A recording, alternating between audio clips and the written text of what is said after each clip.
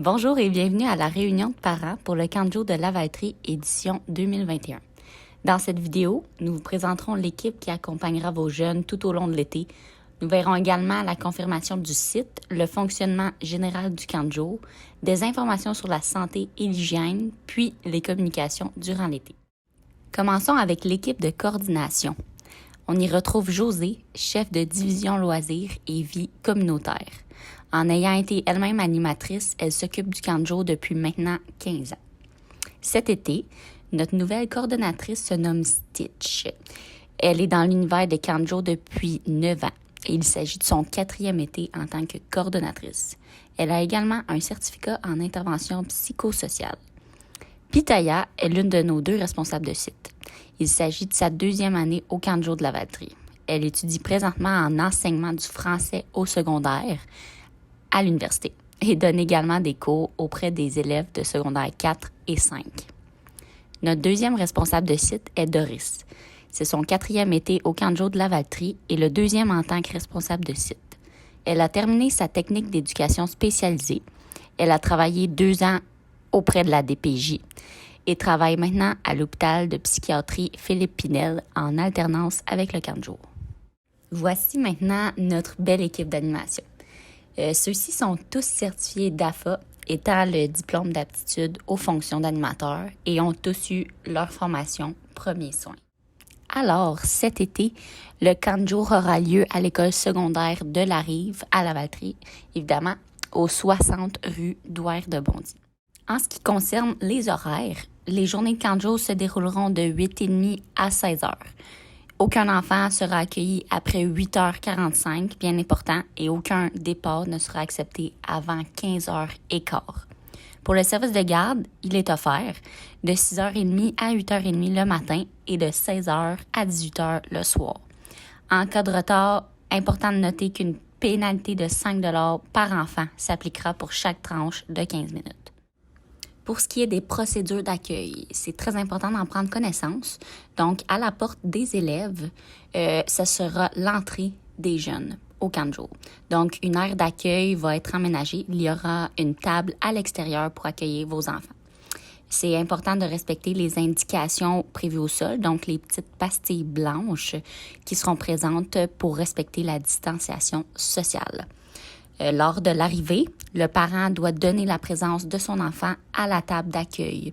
Il n'y a aucun parent qui rentrera sur le site du camp de jour.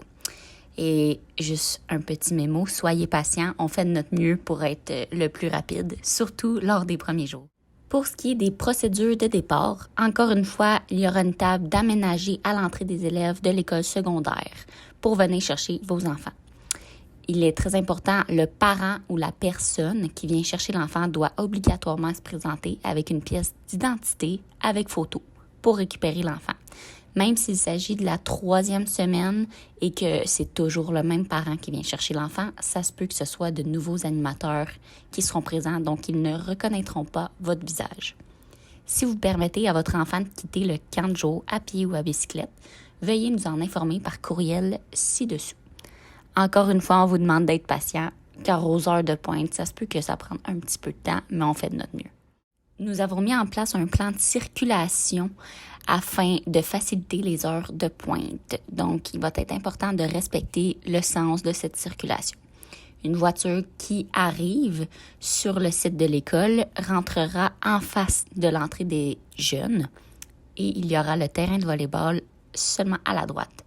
La voiture se stationne et lorsque vous repartez, il est important de prendre la voie en face de la côte. En ce qui concerne les ratios pour cet été, nous suivrons bien sûr les normes de la Sécu. Donc, pour les enfants de 5 et 6 ans, c'est 2 animateurs pour 20 enfants. Pour les 7-8 ans, 2 animateurs pour 24 enfants. Et pour les enfants de 9 à 12 ans, c'est 2 animateurs pour 30 enfants. Afin de respecter les normes sanitaires en vigueur, il n'y aura pas de mélange entre les groupes cet été, puis on va demander à ce qu'il y ait une distanciation sociale de 1 mètre entre chaque enfant qui soit respecté, ainsi que de 2 mètres avec les animateurs qui doit aussi être respecté. Les activités vont aussi être adaptées aux restrictions de la santé publique et nous nous engageons à suivre les recommandations de la Sécu. Pour assurer la santé et le bien-être de tous les enfants, il y a bien sûr un code vestimentaire. Les vêtements que les enfants portent doivent être confortables et adaptés aux activités qui vont être effectuées au courant de la journée. La tenue vestimentaire qui est requise comporte entre autres les éléments suivants: des shirts, un t-shirt, un maillot de bain, des sandales qui doivent obligatoirement être attachées aux chevilles ou des espadrilles. Tout ce qui est chaussures à talons hauts, sandales qui ne sont pas attachées aux chevilles, robes, jupes et bijoux encombrants sont strictement interdits sur le site du camp. Cet été, votre enfant devra avoir avec lui un sac à dos qui contient les principaux éléments qu'il va avoir besoin au cours de sa journée. Donc, on devrait pouvoir y retrouver son maillot de bain pour aller à la piscine, une serviette de plage, une bouteille de crème solaire ainsi qu'un chapeau ou une casquette. Il va aussi avoir besoin de vêtements de rechange, d'un dîner froid ou d'un repas qui a déjà été réchauffé à la maison le matin puis qui est mis dans un thermos parce qu'on n'aura pas d'accès au micro-ondes, 2 collations santé. Votre enfant devra aussi avoir avec lui une ou plusieurs bouteilles d'eau réutilisables parce que cet été, il sera interdit de boire directement aux abreuvoirs, donc il va toujours devoir utiliser sa gourde, des mouchoirs au besoin, un désinfectant à main, son couvre-visage et un étui à crayon. Notez que cet été, les enfants pourront ramener leur sac à dos à la maison chaque soir. Puis, simple petit rappel que l'enfant doit avoir mis de la crème solaire au préalable le matin, donc il doit arriver déjà crémé au camp. En ce qui concerne le contenu de la boîte à lunch de votre enfant, on vous conseille bien sûr d'avoir des lunchs et des collations équilibrés qui incluent tous les groupes alimentaires pour que votre enfant ait de l'énergie toute la journée.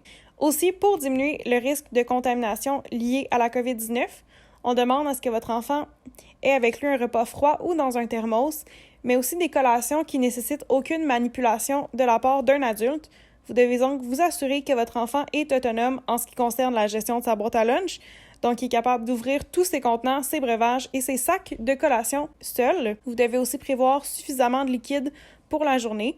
Votre enfant va pouvoir remplir sa bouteille d'eau aux fontaines qui sont à l'école, tout en respectant la distanciation sociale en vigueur.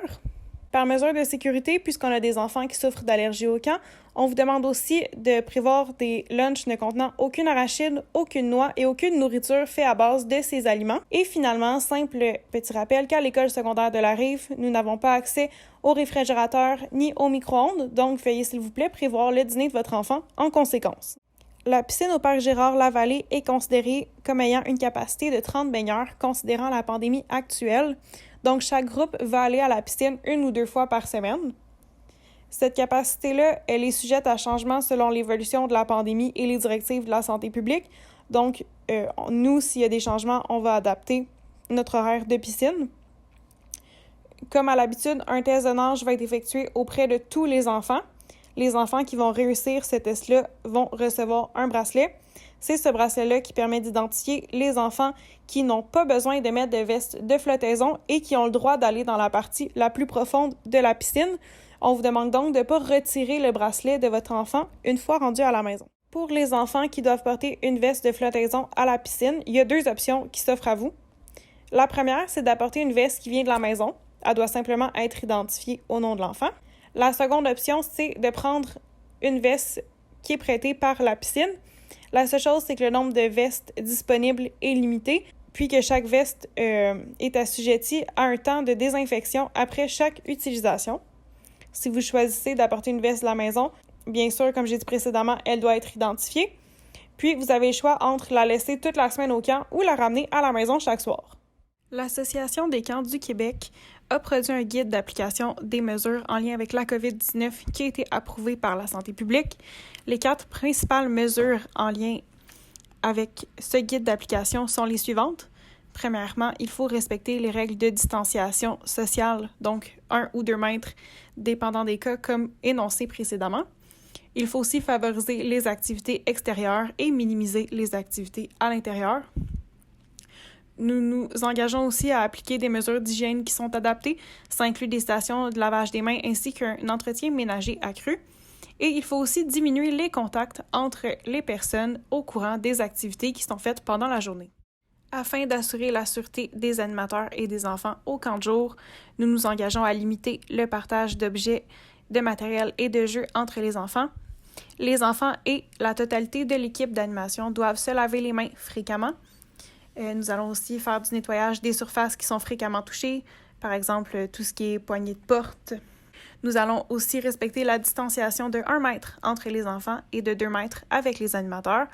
Et puis, nous ajusterons ces mesures-là en fonction de l'évolution épidémiologique et des différentes annonces de la Sécu et du gouvernement.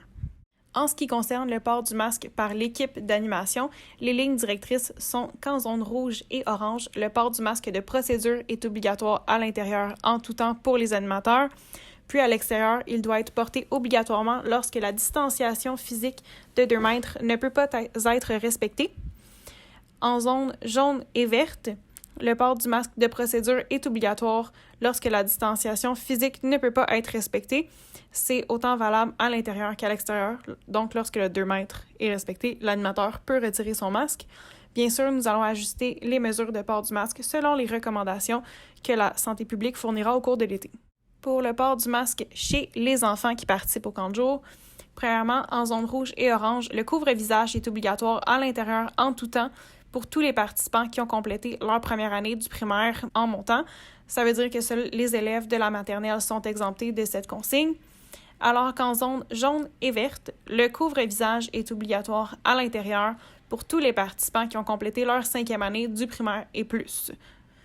Bien sûr, comme pour les animateurs, nous allons ajuster les mesures de port de masque selon les recommandations que nous fournira la santé publique. Cet été, chaque semaine aura une thématique distincte. Les voici donc dans l'ordre de la première semaine jusqu'à la dernière, la 7e. Bienvenue au cinéma, autour du monde, en avant la musique, jouons ensemble, expérience nature, mystère et défis, ainsi que la semaine complètement cirque. Concernant le code de vie, celui-ci a été mis en place pour que tous les enfants du camp de jour passent un bel été dans un milieu sécuritaire.